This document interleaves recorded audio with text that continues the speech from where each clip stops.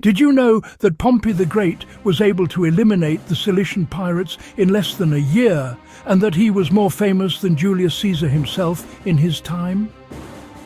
Welcome to this new video in our series on military leaders, where today we delve into the life of one of the greatest generals and political pioneers of the Roman Republic, Gnaeus Pompey Magnus, Pompey the Great. Born in 106 BC to an aristocratic family, Pompey was trained from a young age in the ways of politics and war. Although he is sometimes remembered as a loser to Caesar in the Civil War, this view obscures the reality of his tremendous achievements and military strategies that changed the balance of power in the Mediterranean. From his lightning campaigns against the pirates, to his overwhelming influence in Rome, to his tragic end in Egypt, this is the true story of Pompey the Great, the man who nearly became the supreme ruler of the Roman world. Pompey was born on September 29th, 106 BC, in Picenum, Italy, to an upper-class family. His father, Gnaeus Pompeius Strabo, was a senator, and the young Pompey was destined for a political life. Well-educated and fluent in Greek, he held several public offices in his youth in preparation for becoming consul. His first military experience was in the social war between 91 and 87 BC, during which he served under his father. After his father's death in 87 BC, Pompey led his troops to victory in the First Mithridatic War in Asia Minor. In 84 BC, he returned to support the dictator Sulla with his legions. He commanded his father's forces as well as his own, and was a popular military leader, highly regarded for his effectiveness during his campaigns. He swiftly defeated Sulla's political enemies in 82 and 81 BC, restoring Sicily, Spain, and North Africa to Sulla's rule. Although not yet eligible, Pompey requested and received the Order of Victory from Sulla in 81 BC in recognition of his victories. At that time, he adopted the title Magnus the Great to associate himself with his hero Alexander the Great. However, it is unclear whether Pompey bestowed this title upon himself or adopted it after his troops had bestowed upon him the title the Great. Between 81 and 71 BC, Pompey suppressed several rebellions and took credit for ending the slave and gladiatorial revolt led by Spartacus, known as the Third Servile War, in 71 BC. However, this war was actually a victory for the general and statesman Crassus. Elected consul in 70 BC alongside Crassus, Pompey achieved a second victory in Spain. His victories in Rome brought him widespread popularity, although some of his colleagues resented his strength and achievements at such a young age. He was only 36 at the time. Nevertheless, they recognized his worth and sent him to confront the Cilician pirates in 67 BC. These pirates, a band of raiders from across the Mediterranean, were harassing ships.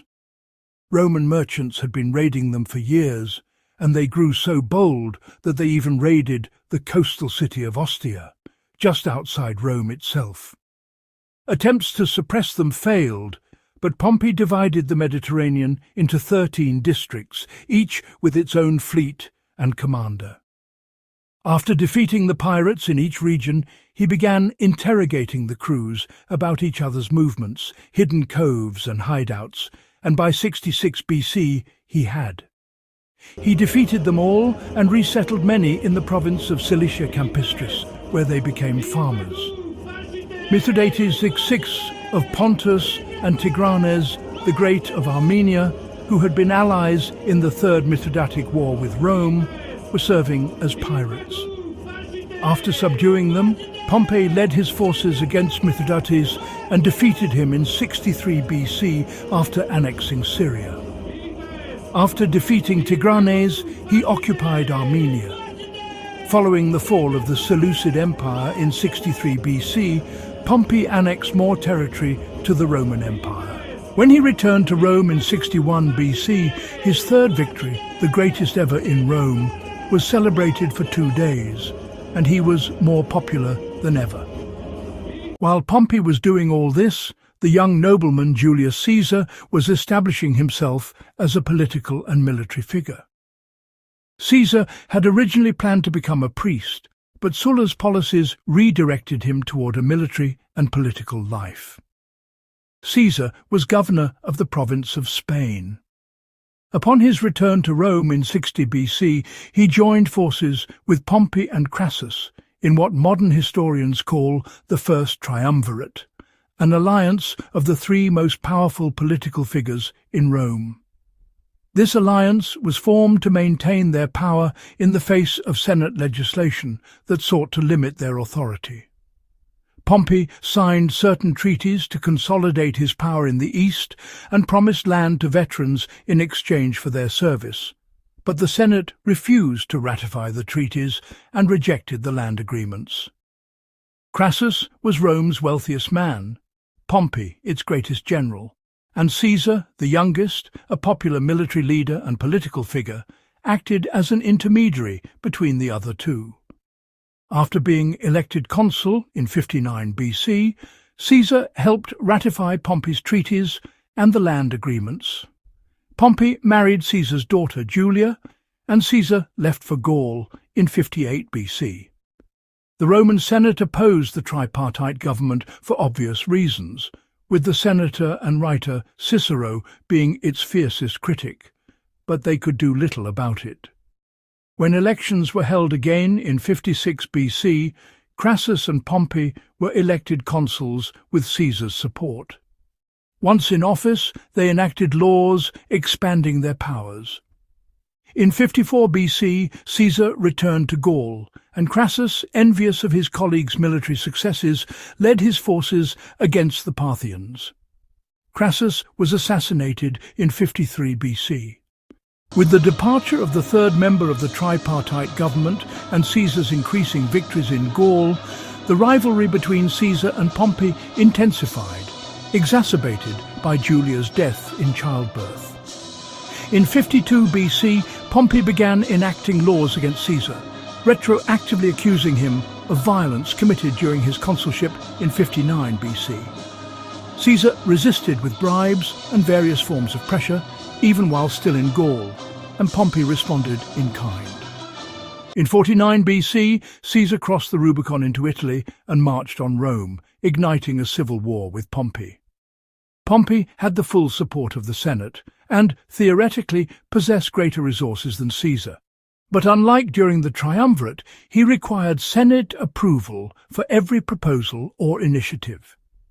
He had disbanded his army and needed to recruit new troops, a process slowed by internal conflicts and debates in the Senate. Once he had his forces, they were mostly inexperienced young men, while Caesar commanded veterans of the Gallic Wars.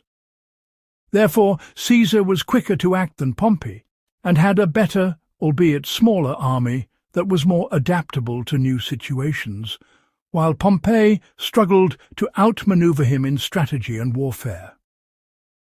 After several battles across the Mediterranean, Caesar defeated Pompey at the Battle of Pharsalus in Greece in 48 BC. Pompey fled the battlefield, heading for Pelusium in Egypt, confident that he would be welcomed and granted safe haven thanks to his close ties with the Ptolemaic royal family. However, upon reaching the shore, he was assassinated. News of his defeat at the Battle of Pharsalus reached Egypt, prompting the Ptolemies to ally with Caesar. Despite his defeat, his legacy as a great commander endures. His strategies and achievements are still admired today, more than 2,000 years after his death. Do you think Pompey the Great was truly as great as he appeared? Don't forget to subscribe. See you next time.